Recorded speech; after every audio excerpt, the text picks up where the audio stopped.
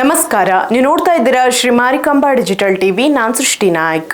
ಕಾರವಾರದಿಂದ ಬೆಂಗಳೂರಿಗೆ ಹೊಸದಾಗಿ ಪಲ್ಲಕ್ಕಿ ಸ್ಲೀಪರ್ ಬಸ್ ಸೇವೆ ಆರಂಭವಾಗಿದೆ. ನಗರದ ಬಸ್ ನಿಲ್ದಾಣದಲ್ಲಿ ನಡೆದ ಕಾರ್ಯಕ್ರಮದಲ್ಲಿ ಶಾಸಕ ಸತೀಶ್ ಸೈಲ್ ಬಸ್ಗೆ ಚಾಲನೆ ನೀಡಿದರು. ಈ ವೇಳೆ ಮಾತನಾಡಿದ ಅವರು, ವಾಯುವ್ಯ ಕರ್ನಾಟಕ ಸಾರಿಗೆ ಉತ್ತರ ಕನ್ನಡ ವಿಭಾಗ ಈ ವರ್ಷ 13 ಕೋಟಿ ರೂಪಾಯಿ ಲಾಭ ಗಳಿಸಿದ್ದು, ಇದಕ್ಕೆ ಚಾಲಕರು ಹಾಗೂ ನಿರ್ವಾಹಕರ ಶ್ರಮವೇ ಪ್ರಮುಖ ಕಾರಣ ಎಂದು ಹೇಳಿದರು.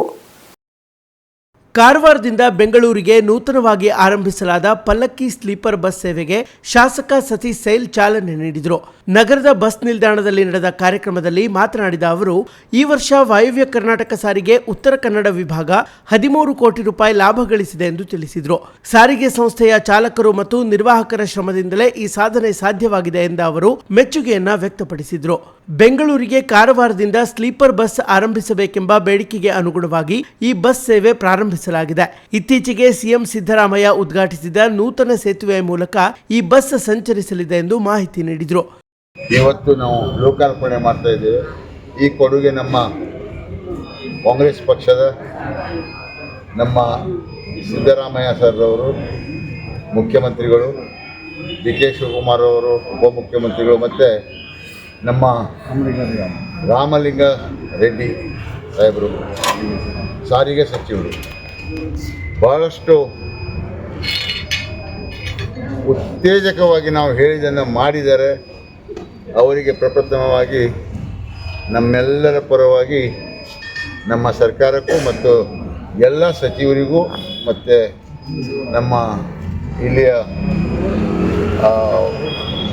ನಮ್ಮ ಉಸ್ತುವಾರಿ ಸಚಿವರಿಗೂ ನಾನು ಧನ್ಯವಾದಗಳನ್ನು ಹೇಳಲಿಕ್ಕೆ ಬಯಸ್ತಾ ಇದ್ದೀನಿ. ಈ ಬಸ್ ಇವತ್ತು ಸೌಕರ್ಯ ಏನಿದೆಯಲ್ಲ, ಇದನ್ನು ನಾವು ಮೊನ್ನೆ ನಮ್ಮ CM ಮತ್ತು DCM ಇಬ್ಬರು. ಇನ್ನು ಶಕ್ತಿ ಯೋಜನೆಯಿಂದ ಸಾರಿಗೆ ಇಲಾಖೆಗೆ ನಷ್ಟವಾಗಿದೆ ಎಂಬ ಆರೋಪವನ್ನು ತಳ್ಳಿ ಹಾಕಿದ ಅವರು, ಮಹಿಳೆಯರ ಉಚಿತ ಪ್ರಯಾಣ ಯೋಜನೆಯಿಂದ ಇಲಾಖೆಗೆ ಲಾಭವೇ ಆಗಿದೆ ಎಂದು ತಿಳಿಸಿದರು.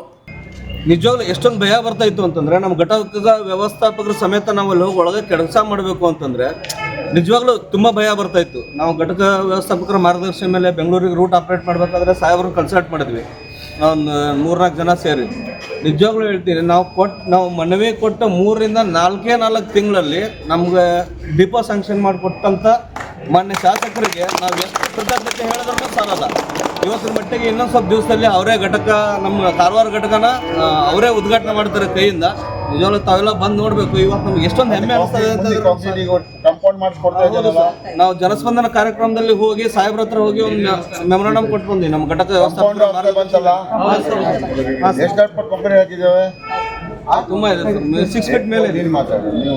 ಆಮೇಲೆ ಸಾಹೇಬರು ನಮ್ಗೆ ಆ್ಯಕ್ಚುಲಿ ಘಟಕದಲ್ಲಿ ಹೋಗಬೇಕು ಅಂದ್ರೆ, ನಾವು ಕರ್ತವ್ಯಕ್ಕೆ ಹೋಗ್ಬೇಕು ಅಂದರೆ ಒಂದು ಮಣಕಾಲ್ ಮಠ ನೀರಲ್ಲಿ ಹೋಗಿ ನಾವು ಬಸ್ಸನ್ನು ತೊಗೊಂಬರ್ಬೇಕಾಗಿತ್ತು. ಆ ದುರ್ವ್ಯವಸ್ಥೆನ ಸಾಹೇಬ್ರ ಕೃಪೆಯಿಂದ ಅದು ಇದನ್ನ ಮಾಡಿ ಒಂದು ಹೊಸ ಘಟಕನೇ ನಿರ್ಮಾಣ ಮಾಡಿಕೊಟ್ಟಂತ ನಾವು ಸಾಹೇಬ್ರಿಗೆ ಎಷ್ಟೇ ಕೃತಜ್ಞತೆ ಹೇಳಿದ್ರೂ ಸಾಲಲ್ಲ.